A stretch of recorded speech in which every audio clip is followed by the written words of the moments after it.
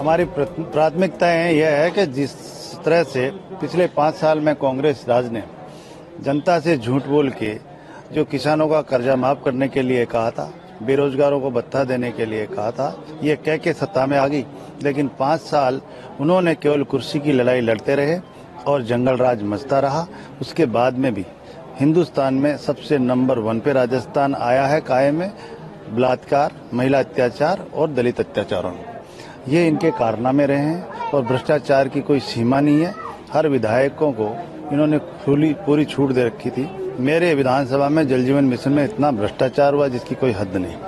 मैं मानता हूं कि उनके जितने जो कारनामे किए हैं, हम जितना उन्होंने इस राजस्थान को पीछे धकेला है, उसको हम हर वर्ग को साथ लेकर हर समाज में और दलित वर्ग को, महिलाओं को, उन पे हम विशेष तौर से काम करेंगे। दलित अत्याचार काफी बड़ा है, आंकड़े भी बताते हैं पिछले 5 साल में। उसमें सुधार करने के लिए क्या प्रयास रहेंगे?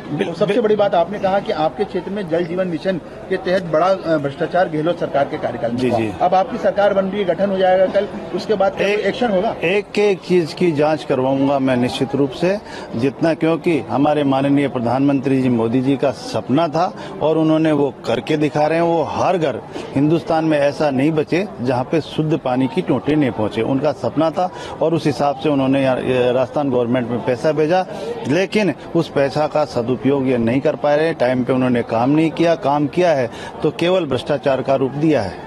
तो उसकी जांच करवाएंगे? बिल्कुल जांच करवाएंगे सर। महिला अत्याचार काफी बड़ा, बहुत ज्यादा। दलित अत्याचार में भी बहुत ज्यादा काफी सुर्खियों में रहा। ये चीजें अब कम हो। मैं क्योंकि जो दलित अत्याचार, मैं ऐसी मोर्चे का राष्ट्रीय कार्यकारिणी का सदस्य था, मैं हर स्टेट में घूमता था, लेकिन जो राजस्थान में ज्यादा हुआ है और इसके खिलाफ हमने कई बार आंदोलन भी किया। लेकिन अब हम ये सरकार आगे निश्चित रूप से जो लॉ एंड ऑर्डर रहेगा ये मजबूत रहेगा। भारतीय जनता पार्टी जो करती है वो कहती है, जो करती है, और जो नहीं कहती है वो भी करके दिखाती है।